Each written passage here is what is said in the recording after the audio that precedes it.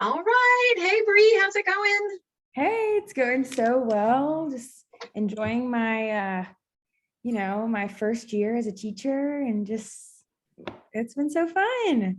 Good. Well, I think you're doing such a great job. And so thank you, so much for meeting with me and for letting me just come in and observe your class. I feel like, especially as somebody who is a first year teacher, you seem so comfortable and doing such a good job. So I Thank can't wait to you. share with you my feedback.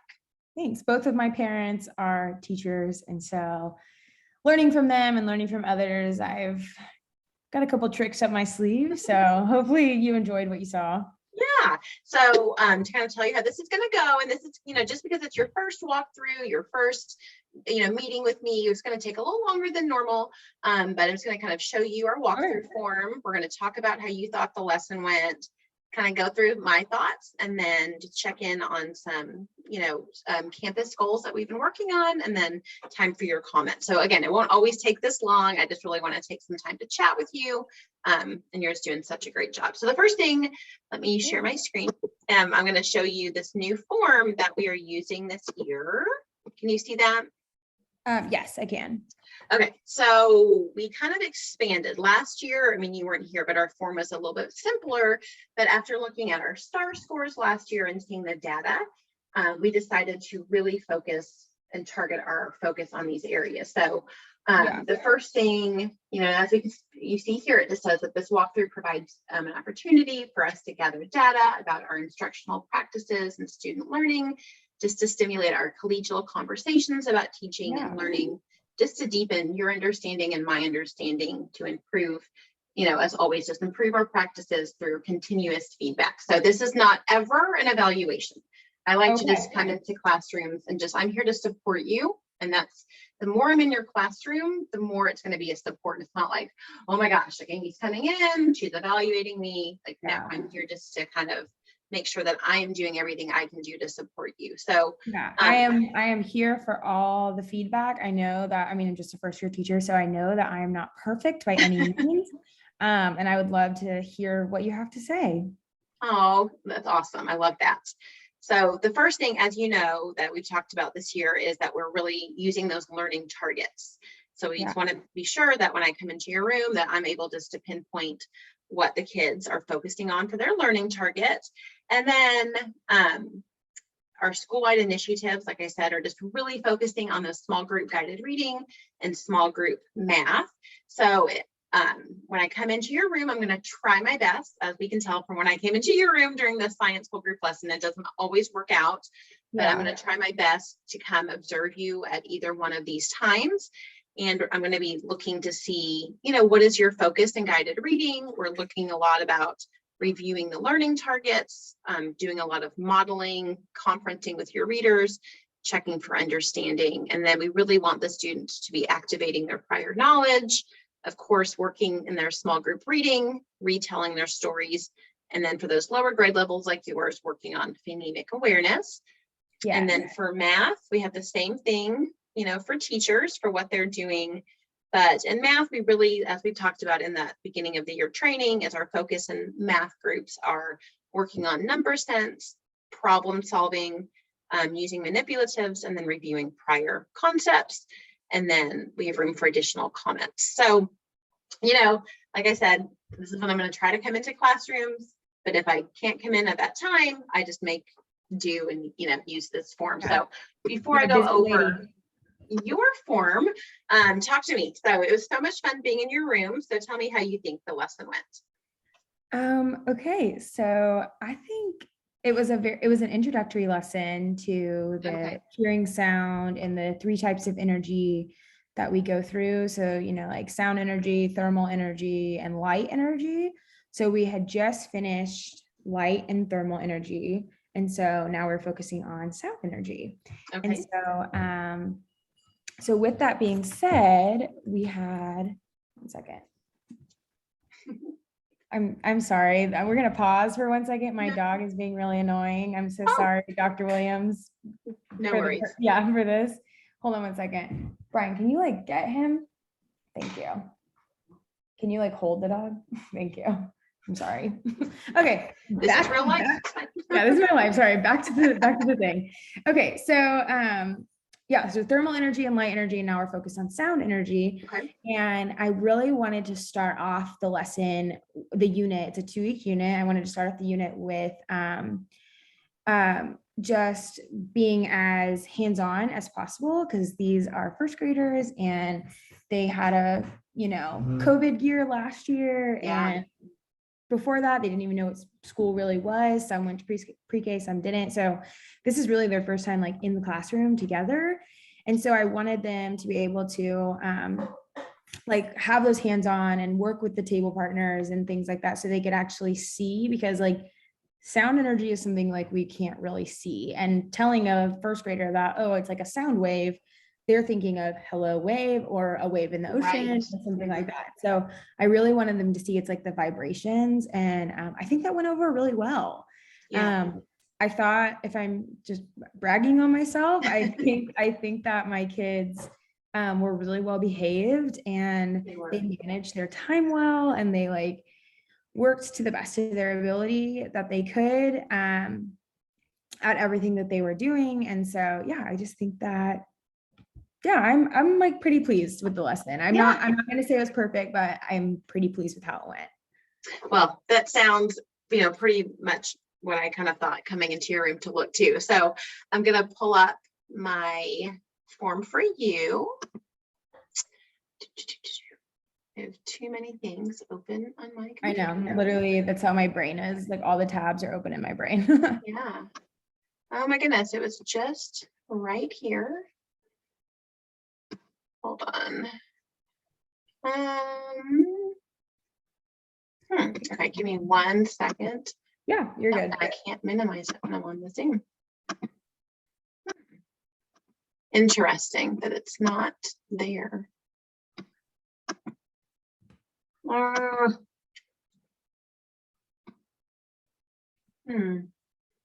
Okay, well, it's not there, but that's okay. I will email it to you, and I'm just going to talk it through. So if that's okay with you. Yeah, that's totally fine with me. Okay, so the first thing I did want to say is that I absolutely thought, I was so very impressed by just the energy and the feeling that I got when I came in your room. Oh, I walked right in, and I could just tell right away that you had that command of the classroom. And it's so important, especially at this time of the school year, to be sure that our kids are really following the procedures, knowing what's expected of them, and really being attentive and plugged into the lesson. So I was just so blown away by how your kids were, number one, listening to you, following directions, and just really doing all the things you asked. So how were you able to get such great behavior in classroom management from your kids? I think that, just starting the year off strong by building those relationships. It's here we are, it's January, or March, sorry, not January, it's March. So we're like coming into the last 9 weeks of school. And so this is like the point where it's like we're hitting that sweet spot of learning, and like learning gets to be fun, and learning should be fun all year, but like I think it takes sometimes a long time to build those relationships with the students. And so all year I have told the students that like I have a big trust in them, and I trust that they can take responsibility of our materials, and like they are like the leaders of the school, even if they're 6 years old. I tell them that they are the leaders of their own learning, and they're the leaders of the classroom, and they're the leaders for each other, and that they should always be setting an example to like work for excellence. And I always tell them that like excellence isn't like getting a 100. They don't really know what like 100% really means, but I always say, like we're aiming for excellence, and like being excellent in like whatever we do, like handling our materials, we're going to be excellent in it. Listening to the teacher, we're going to be excellent in it. Talking to our friends, we're going to be excellent in it. And so it's not so much of a we're the best of the best. It's like on a scale of how you view excellence, am I going to be excellent in it? And that's how I've always lived in my own life. And so I just bring that into my classroom, and I've seen like really great successes from it. And, it's a really great reminder if the kids are just kind of like goofing off or whatever, and be like, hey, are you being your most excellent self? And then they're like, oh no, I'm not, and so then they they know like the expectation from me. And it's a very like easy one-off to say to them to fix really any behavior. Well, it's very evident that you've spent a lot of time implementing just that expectation, I guess, like you said. So kudos to you. I think that's just phenomenal, especially as a first year teacher. And your students are able to learn so much more because of your excellent classroom management procedures. So kudos to you. So the next thing on the form, and I do have it in front of me, so I can't show it. So was we're looking at the learning target. So, you did have I love how on the board you wrote down that essential question. The kids were, zoomed in right there. They knew that they're going to be focusing on how do we hear sound? And so they knew that was a focus for them. So is that something that you think through every day for the learning targets for each subject? Is that something, because I know we're just beginning to talk as a campus about showing the learning targets for every area throughout the day so the kids know? Yeah. I think this was easy to do for the essential question because it was the beginning of a unit, and it was, it's like, hey, like this is the introductory. If I'm being 100% honest, I don't have the essential question listed on the board every single day, because this was just easy. And you caught me on a good day of I was introducing a unit and it came. So I think something I could work on in the future is like, maybe like next to my calendar, because my calendar was like right next to my board. Yes. Maybe having like a dry erase sentence strip or something where I like am able to write like, oh, like here's the question of the day for whatever subject. Maybe I would need like one for every subject. So however many, like the 5 subjects we teach, or instead of a question, it could be maybe like an I can statement, or like, hey, this is our goal for the week, or this is our goal for the unit. And like, I think that would be, because I want it to be posted, and I want this, I want it to be purposeful. I don't want it to just be posted to where the kids are like, oh, you like wrote some words on the wall. They're 6 years old. And so I want them to be able to, like understand what it is we're learning. And I think it's cool too, to have that target. I think it's a great goal for the school because they're able to like, it's a really easy, like kid-friendly language where they can go home and tell their families like what they're learning. And it's great. We might as well as a team like make it up as we go, because it's a great thing to put in our newsletter and stuff like that. So like it just bridges that gap between like home and school as well. Right. And so we will be having a PD about that next week in our staff meeting, talking about our campus expectations. We're going to be transitioning into writing those I can statements for each of the subject areas. And then I'll be joining your team planning next week. We'll talk about what that will look like for your team. So you'll have a leg up on that. But I think that, that essential question, you did have that. And so we'll just moving forward, having that I can statement for each of the subject areas. That way, if I come in during science, if I'm talking to a kid, we may say to them, hey, what were you learning in math today? And they have that reference point of just knowing what their focus is for each of the subject areas. And so then, again, I apologize for not coming in during guided reading or math. We had that incident with the student that kind of threw me off schedule yesterday. So I changed the wording on your form. You'll see that I crossed out guided reading and I wrote that I came in during a science whole group lesson. And so I love how right at the beginning I checked off that, you were reviewing that learning target. And that's one of our focuses are our teachers revisiting that throughout the lesson, spiraling back to what the kids are focused on. And you kept coming back to that. Like the kids knew they're really focusing on, the sound. How do we hear sound? So great job for you for doing that. You were activating their prior knowledge. I love that. And it's so important to kind of connect what they know. And it makes the kids feel really invested in the lesson. Not just that the teacher's teaching them whatever they need to, but the teacher is looking to see what they know. So you were activating their prior knowledge.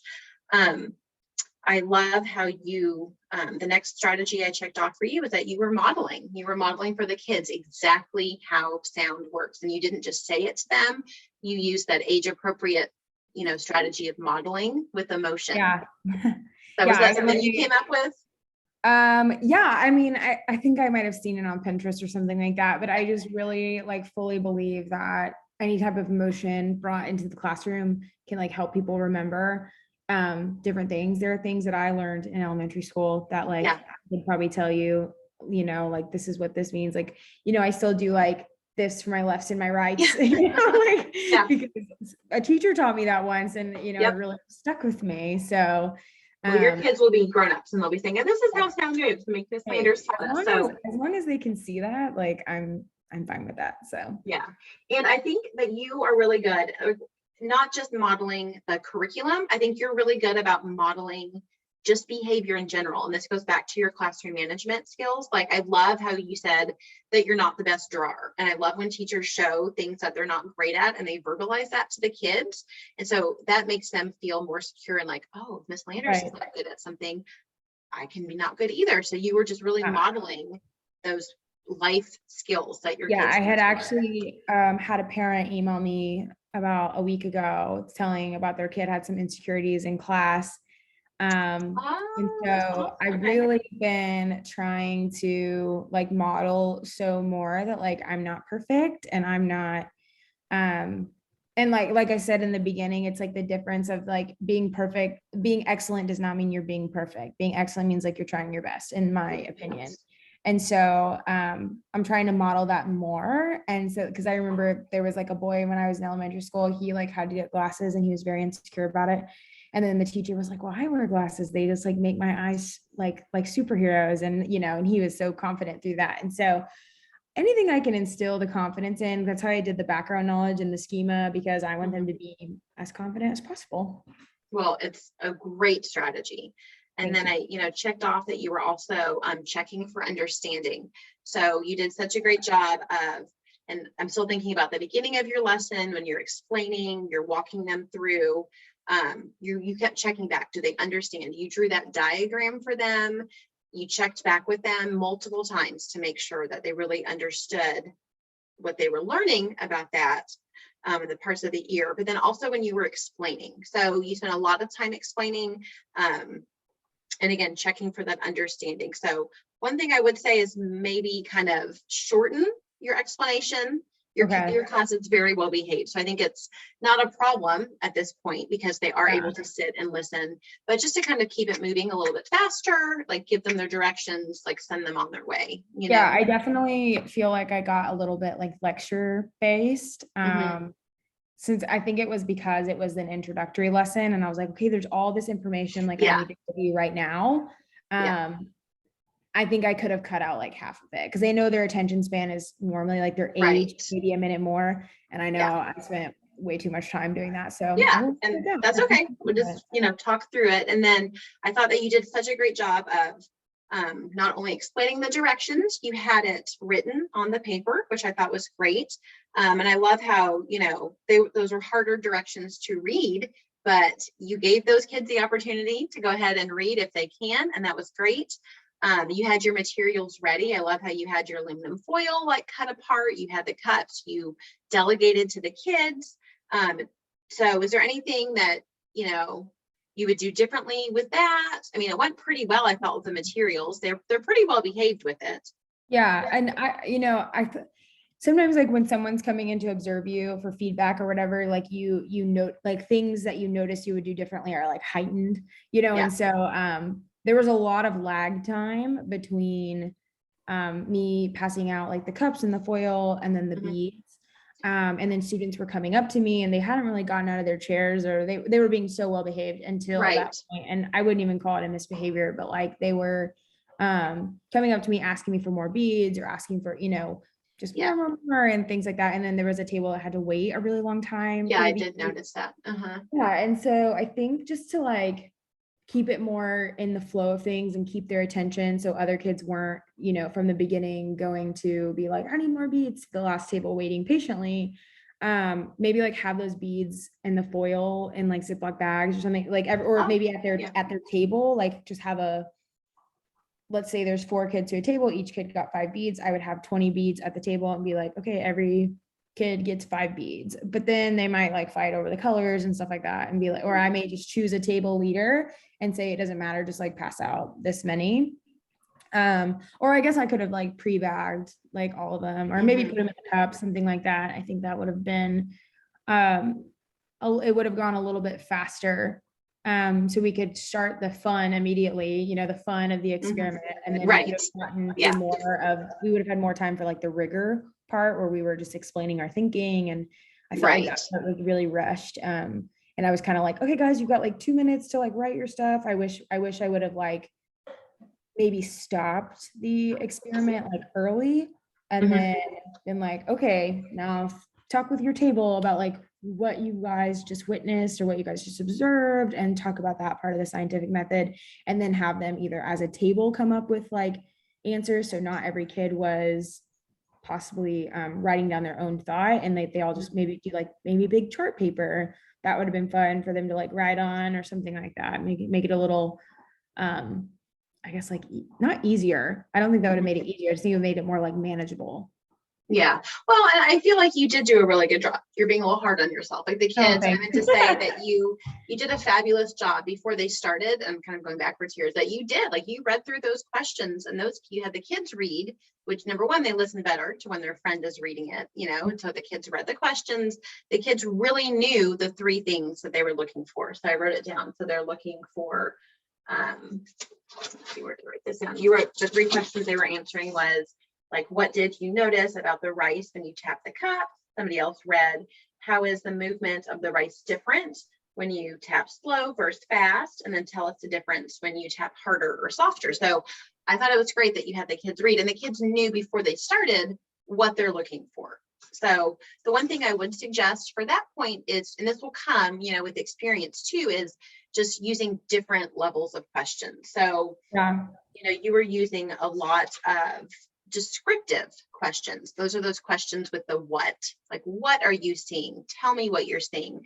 So as we get into the higher level questions, is, you know, using those why questions, and just digging a little deeper, having the kids make some predictions, asking them, what could we have done differently with this experiment? Or what do you want to learn next? Or why, not just saying, what did you notice? Why do you think the beats did that? So just kind of, Yeah. and that's something that I know that your mentor has been working with you on, something to maybe kind of get with her or get with me. And again, it just comes with experience, just, you know, building on those different questioning strategies with the kids. I think for since this is like a 2-week unit, I think that's going to be something I can easily adapt and like add into my lesson. So yeah. Perfect. And then, you know, I guess, sorry, we're kind of running out of time here, but I really love how the kids were able to write their answers. They were able to, you didn't say to them, you have to write this much, or here's exactly how you have to answer. You gave them the freedom to answer as they wanted to. And I especially loved how, as you brought them to you, I saw that you were reading what they did as they came to you. Yeah. And that's how those exit tickets work. And so you're reading it, and then you took that and you wrote it on the board. So the kids knew, and that's going to make, oh my gosh, she's looking at what I'm doing. She may share it with my friends. I just think that this all goes hand in hand with your classroom management. Like, this is why your kids know to do great work, because they know that you're looking at it and you care. And then you were able to kind of come together. And I love how you ended the lesson by coming together and sharing those great vocabulary words that your kids use about what the beads were doing. So overall, I felt like you just did a really great job. We'll just work on those learning targets and the questioning strategies. And then before we go, you know, again, I'm so sorry that it wasn't in there during guided reading. So just real quick, I just wanted to check in with you. Like, how is your guided reading going? I'm going to try to stop by tomorrow. Sure. What is the one best thing that's going on with you with guided reading? Guided reading is going great. I'm focusing on about 2 to 3 groups per day. Okay, good. We're focusing heavily on the phonemic awareness, and we're using picture clues. That's what we've been focusing on, really. So something I did this week was like I integrated some nonfiction books, since we're talking about like sound, and we're like really using, so like the ear that they saw on the board, they like have seen in a book, and so they're making that connection. I love it. It helps me get to know my kids. I think that helps with my classroom management, because I get to know my kids more. So yeah. Oh, well, good. So I'll stop by to check in with you there. But I've heard, you know, and I've sat in y'all's team meetings is talking about how y'all's guided reading is going, and it sounds really good. And your kids are making growth, which is what we're focusing on. And then, you know, we have that benchmark reading assessment in a few weeks, and I can't wait to see your kids' scores, because I know they're going to make a lot of growth. So, okay. All right. Thanks for meeting with me, and I will stop by tomorrow. Thank you. Okay. All right. See ya. All right, bye.